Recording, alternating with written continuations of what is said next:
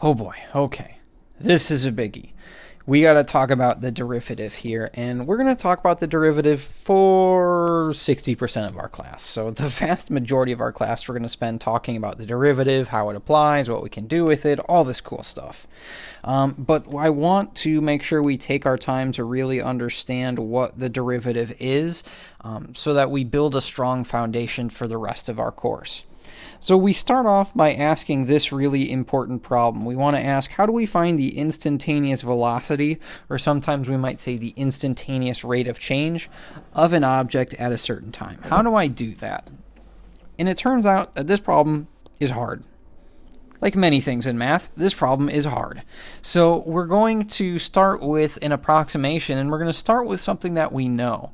And a lot of times we'll do this in math. If we start by asking a really hard question, something that we don't know how to do, we're going to try and fall back on something that we do know how to do, and then see if we can kind of augment that or improve it so that it eventually estimates what we do want it to show.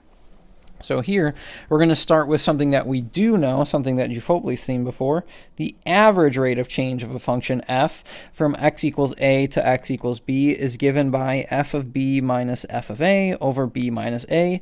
And hopefully you say that looks awfully familiar because that's just your slope formula. This, depending on my notation, I might also write it as y2 minus y1 over x2 minus x1. So, it should look very familiar. This is absolutely something that we know how to do. The thing I really want to think about this as is this tells us the slope of the secant line from x equals a to x equals b. Well, what's a secant line? And you know what? I'm so glad you asked.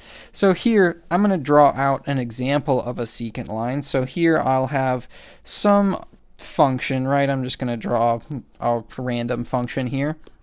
And a secant line is going to intersect your function in at least 2 points. So you might say, okay, I'm going to talk about this point right here, maybe this point right here I'll call A, and then this point over here, that is B. The secant line is between A and B is simply just going to intersect at those 2 points. It's the line that connects those 2 points on my function. So here is a secant line. And you may have your secant line intersect your function at more than just those 2 spots, and that's okay. That doesn't matter. What really matters is it intersects your function right here and right here. So this is the secant line, and by using this formula, we can estimate the slope of this secant line. This is what tells us the slope of that secant line. So this is something that we're going to start with, and we're going to see, okay, can I take this secant line and build up? I want to build towards this other idea. So if I take a similar function, and I'm going to pick just 1 point this time. So if I pick just a single point right here, and I draw the line that intersects my function at that point and just sort of grazes that function, it should share a similar or the exact same slope as our current function. This is something that we want to get towards. This is something called a tangent line. So we're going to say, okay, how can we use this idea of a secant line where we intersect at 2 points, right here and right here? How can we take this idea of a secant line and kind of improve it so that we instead talk about a tangent line instead, because this is a way harder thing to do. This actually represents instantaneous rate of change or instantaneous velocity. So here when we talk about secant line, we're talking about average velocity. And when we talk about tangent line, we're talking about instantaneous velocity. So, all right, we're going to see if we can take this idea of a secant line and build a tangent line out of it in this first example here. So we're going to start with a relatively simple function, a function that we're pretty familiar with. Here we have f of x equals x squared. We want to start by finding the slope of the secant line between x equals 1 and x equals 2.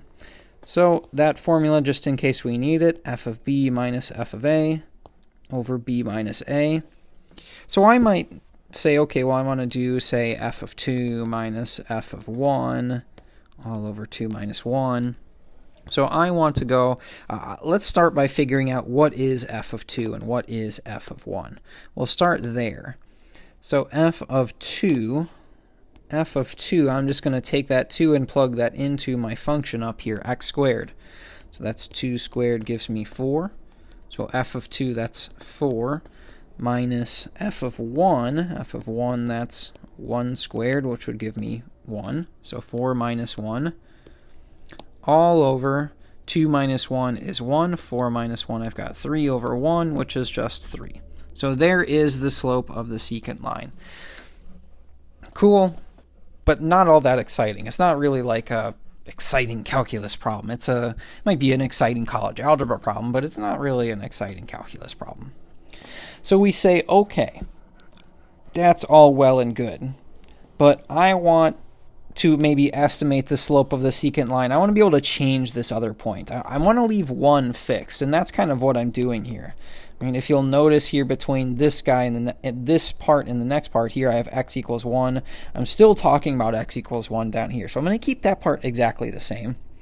But I want to be able to change x equals 2 right here. I want to be able to change x equals 2. So what I'm going to do instead is I'm going to call that point 1 plus h, where h is just some distance you are away.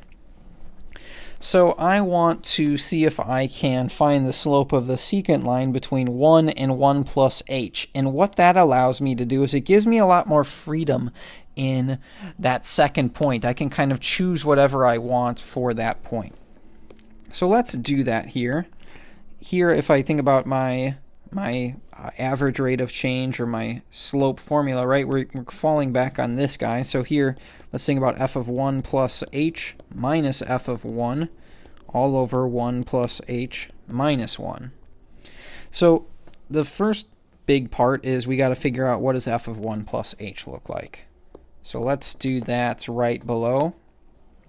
F of 1 plus h, remember f of x, that was equal to x squared. So I'm going to take 1 plus h and plug that into my function for x squared. So I should have 1 plus h squared. Remember that to square something means to multiply it by itself. So this really says 1 plus h times 1 plus h. So I can take this, I can FOIL it out. I should end up with 1 plus 2h plus h squared. So there's f of 1 plus h. It's 1 plus 2h plus h squared minus f of 1. Well, we actually already did that up here. We said f of 1 was equal to positive 1. So minus 1 divided by, in my denominator, I have 1 plus h minus 1. Well, these 1's should cancel out, and I'm left with just h. So I'm just going to try and simplify this a little bit here. I've got 1 minus 1. Those two cancel. Let's see, I've got 2h plus h squared divided by h. And that's cool, okay. But we can simplify that further, right? I look at that numerator, and it's kind of bothering me. I see that greatest common factor of h.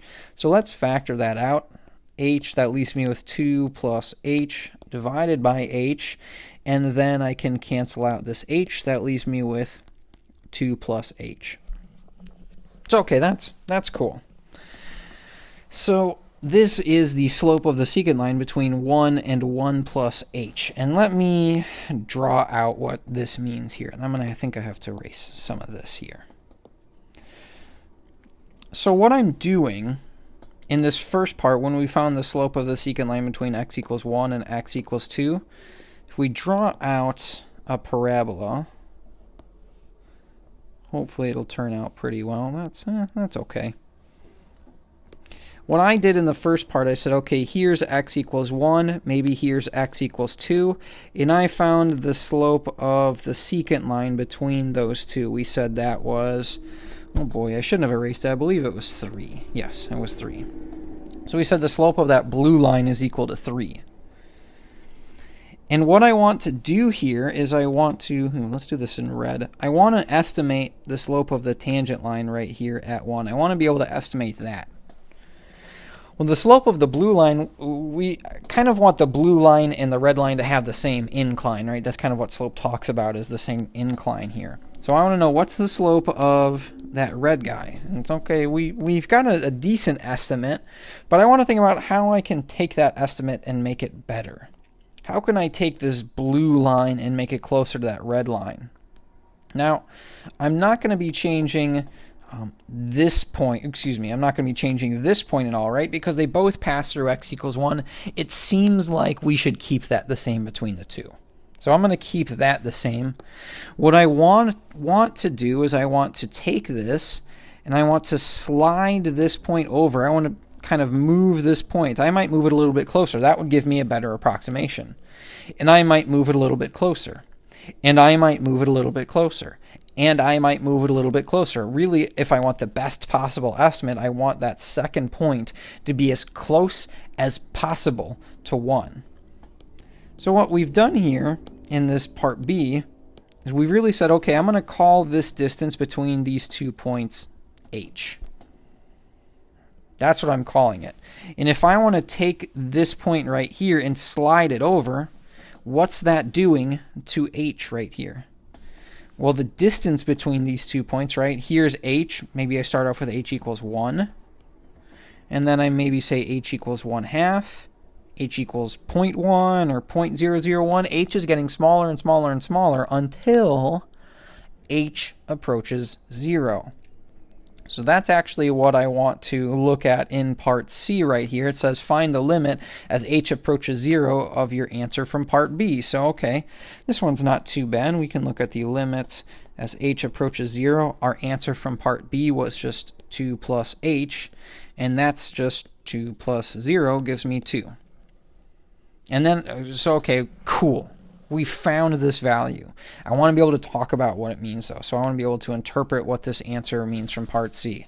So essentially what I've done is I've taken this point right here and I've moved it closer and closer and closer until it falls right on top of there, until my approximation becomes the slope of the tangent line, until my approximation, my secant line sort of approaches my tangent line. So what I've done here is I've estimated the slope of the tangent line. So this represents 2 represents the slope of the tangent line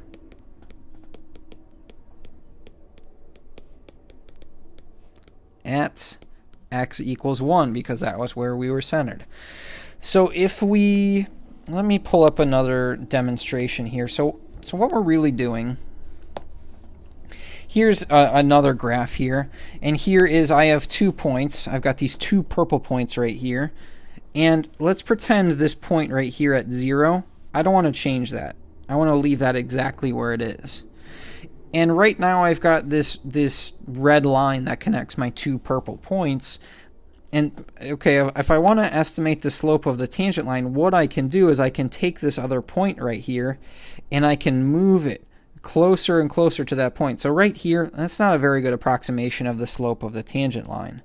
But if I move closer and closer and closer, if I go closer and closer and closer, we should start to see, hey, that slope of the secant line, or that secant line, is starting to look more and more like the tangent line, which means that the slope of the secant line is approaching the slope of the tangent line. And as I take this point and move it closer and closer, pay attention what's happening to h over there on that left-hand side. As I move that point closer and closer, or that h value is getting closer and closer to 0. So when I look at the limit, say, as h approaches 0, this represents the slope of the tangent line. And when we have, I can't have it be exactly equal to 0, because then my line disappears and my program gets all mad at me. But if it's very, very close, we'll just, we'll put it at 0.1 or 0.14. That's a pretty good estimation of the slope of the tangent line. And that's what this idea of a derivative is going to be.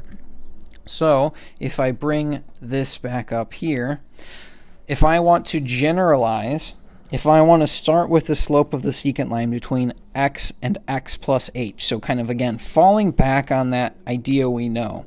Remember, slope of the secant line is f of b minus f of a over b minus a. So I'm just taking this idea and plugging in x plus h for b and x for a.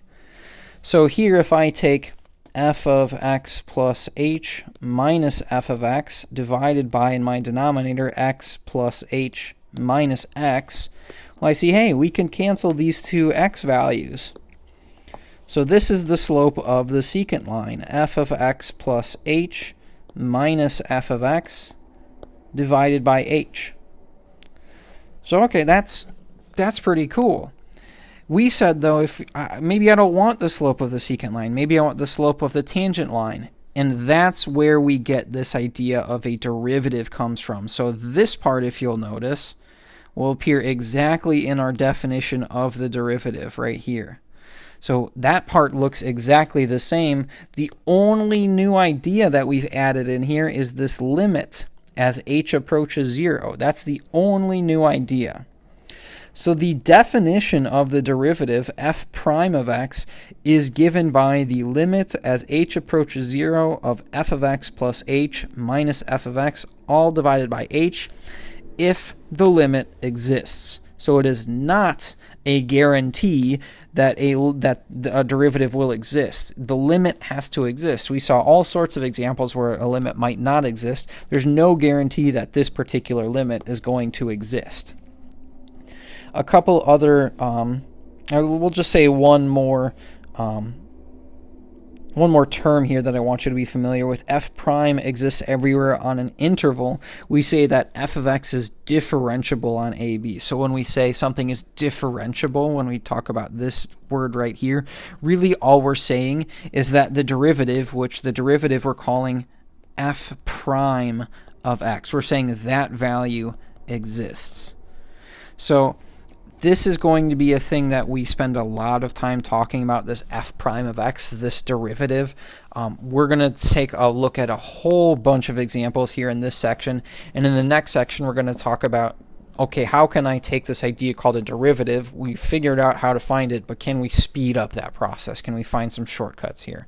So make sure you take a look at some of the next videos, because here we're going to actually be applying this big, long definition right here. I'm going to show you how to use that definition to actually find a derivative.